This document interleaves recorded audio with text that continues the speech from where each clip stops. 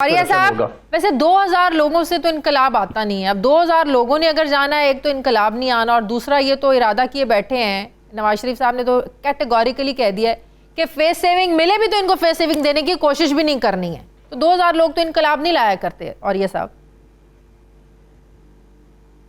دیکھیں, پاکستان کی تاریخ بڑی ظالم تاریخ ہے. جو اب لوگ اتنے بیوقوف نہیں رہ گئے کہ یہاں پر بیٹھ کے اب جو کہہ دیں گے لوگ اس کو مان لیں گے کہ ہم جمہوری پارٹی ہیں. وہ کہتا ہے ہم جمہوری پارٹی ہیں. او بھائی, پاکستان کی تاریخ اتنی خونچکا کون ہے؟ جس وقت 1958 میں سکندر مرزا نے مارچلہ لگایا تھا تو ایوب خان کے ساتھ کون تھا جو کہ وہ پاکستان کی سیاست کے اندر آیا تھا, اور اس کا نام تھا ذوالفقار علی بھٹو. وہ مادر ملت کے خلاف ایوب خان کا چیف پولنگ ایجنٹ تھا, اور اس کے بعد وہ ان کو ڈیڈی کہتا تھا. پھر اس کے بعد اختلاف میں نکل آیا. پھر اس کے بعد جب دوبارہ ماشاء اللہ کا زمانہ آیا, یا خان کا زمانہ آیا, جب آپ نے پاکستان کے پبلک مینڈیٹ کو شکست دی, جیتی ہوئی پارٹی شیخ مجیب الرحمان کی, اس کو آپ نے کہا کہ تم جیتے ہوئے نہیں ہو, تو آپ نے اسی طرح کیا کہ ہم 2000 کو تو نہیں مانتے. آپ نے ضمنی الیکشن کروائے. اس ضمنی الیکشن میں آپ نے نور الامین صاحب کو وزیر اعظم بنایا اور بھٹو کو نائب وزیر اعظم اور وزیر خارجہ بنایا. 7 دن آپ کی حکومت چلی, اور آپ تو مارشل لا لگانے کے بھی قابل نہیں رہ گئے تھے. جنرل حمید نے اجلاس بلایا کہ میں افسران کو بلاتا ہوں, آئیں ان کو تقریر کریں. آپ کو پتا ہے وہاں سے بھاگنا پڑا, اور گول حسن نے کہا تھا دیکھو خبردار, بھٹو آئے گا اس کو دے دینا اقتدار. آپ سنبھلے نہیں, لوگ نہیں جانتے کہ کون کس کو کہتا. آپ نے بڑے آسانی سے پوچھ لیا کس نے کان میں پھونکا تھا. آپ میرے ساتھ چلے, میں گلی میں لوگوں سے آپ کو بات کراتا ہوں, لوگ کہتے ہیں اس نے پھونکا تھا. ہر بندے کو پتا ہے. ہم میڈیا میں بیٹھ کے آپ باتیں کرتے ہیں کہ یہ عجیب و غریب. مسئلہ یہ ہے کہ پاکستان ایک کرائسس میں آیا ہوا ہے. اگر آپ کو بھی پتا ہے, مجھے بھی پتا ہے کہ جس نے پھونکا ہے, تو پھر انہی سے یہ لوگ مذاکرات بھی کر رہے ہیں. وہ کہتے ہیں کہ جن کے اشاروں پہ نواز شریف چلتا ہے, شہباز شریف چلتا ہے, میں انہی سے تو بات کرتا ہوں. اور کس سے ہو سکتے ہیں آپ مجھے بتائیے نا. پاور سینٹر سے مذاکرات ہوتے ہیں نا, کس سے ہوں گے آپ مجھے بتائیے کہ اس وقت کس نے گجرانوالہ پہ کہا تھا. حکومت کو ماننا چاہیے کہ ہم بے اختیار ہیں. پھر اس حکومت کو, موجودہ حکومت کو یہ ایڈمٹ کرنا چاہیے کہ ہم بے اختیار ہیں, ہمارے ہاتھ میں کچھ نہیں ہے, پاور سینٹر کوئی اور ہے. ہاں نہیں, پاور سینٹر آپ نے دیا ہے, سیاستدانوں نے دیا ان کے ہاتھ میں. یہ روز رو رو کے کہتے تھے ہمیں فون آتے ہیں پارٹی چھوڑ دو.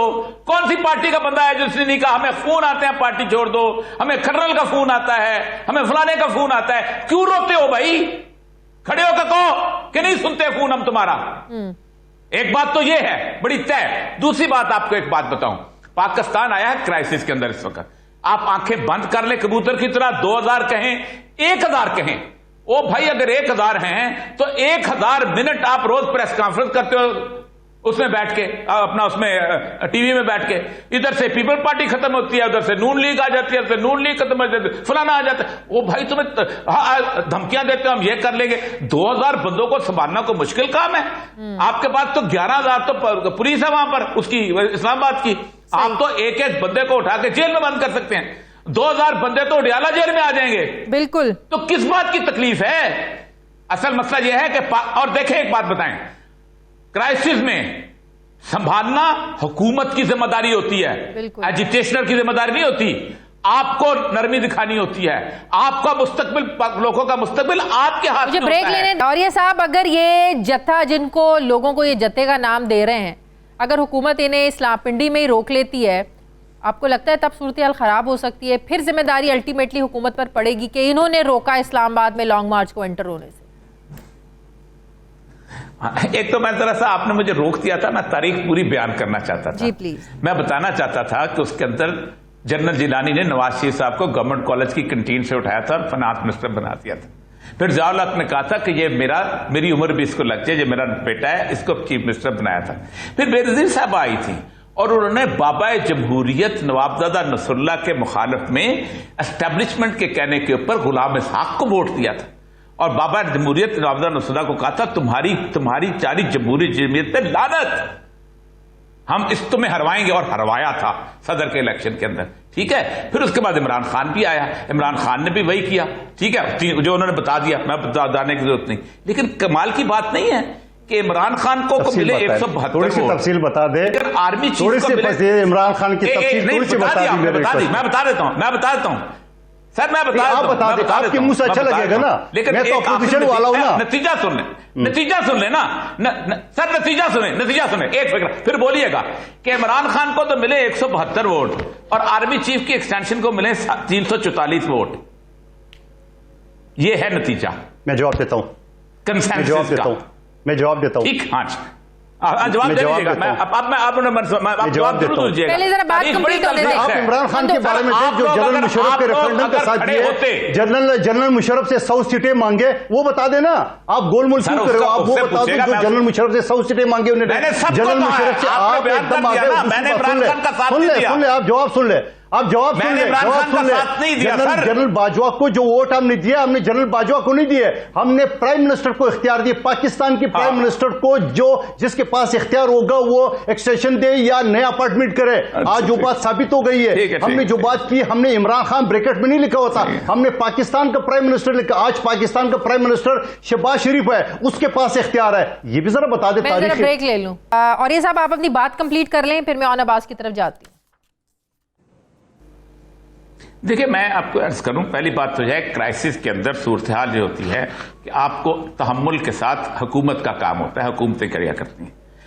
یہ جو اس طرح کے دورے ہیں, آپ بتا رہے ہیں پرائم منسٹر جو ہے دورے پہ چلے گئے 77 میں, جب ذوالفقار علی بھٹو صاحب نے یہی حرکت کی تھی کہ وہ 7 دن کے دورے پہ چلے گئے تھے نیگوسیشن چھوڑ کے.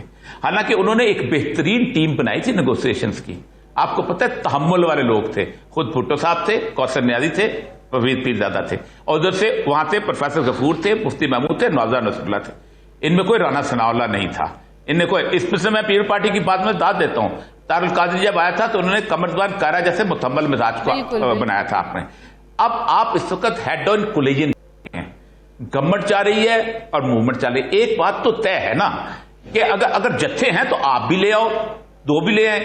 ذوالفقار علی بھٹو نے ہوا یہ تھا کہ جب 77 کی موومنٹ چل رہی تھی تو لاہور میں پیپلز پارٹی کے ایک بٹ صاحب ہوتے تھے, انہوں نے پیپل پارٹی کا جلوس نکال دیا. بھٹو نے آ کر اس کو کہا تو میرے دوستوں کا دشمن, کبھی حکومتیں بھی جلوس نکالا کرتی ہیں. حکومت پہ رانا ثناء اللہ مسلم لیگ نون کا جب پی ڈی ایم کا وزیر داخلہ نہیں ہے, ایک چڑیا کی بھی ذمہ داری ہے مرنے کی, اور اس کے اوپر بالکل ایک عام آدمی کے, ایک عام بچہ بھی اگر آنسو گیس سے مرتا ہے تو اس کی ذمہ داری ہے, کسی اور کی ذمہ داری نہیں. لیکن اگر شہباز شریف ملک سے باہر چلے گئے, آپ کی ہوتی ہے. مذاکرات عمران خان نے شہباز شریف سے تو نہیں کرنے ہیں, وہ تو حکومت بھی ڈینائی کر رہی ہے اور وہ بھی ڈینائی کر رہے ہیں. وہ کہتے ہیں ہم آپ سے بات کرنا نہیں چاہتے, وہ کہتے ہیں آپ کو بحث. دیکھیں, میں آپ کو عرض کروں, ہو پتہ کیا رہا ہے. ایک زمانے میں دیکھیں سری لنکا میں کرائسس آیا نا, وہاں پر ان کی اسٹیبلشمنٹ تھی, انہوں نے کنٹرول کر لیا. آپ کنٹروورسی بنا دیتے ہو. آج عمران خان کی نیچے آ گئی, وہ ان کو گالیاں دے رہا ہے. یہ ہے معاملہ. کس نے نہیں دی, کس نے نہیں. اصل مسئلہ تو یہی ہے کہ یہ اپنے مفادات کی خاطر, زرداری صاحب نے ہوشیار ہوشیار ہوشیار نہیں بولا تھا, نواز شریف نہیں بولا تھا, عمران خان نہیں بول رہا اسٹیبلشمنٹ کو. او بھائی اللہ کا نام لو, خدا کے واسطے آپ ایک سٹینڈ رکھو.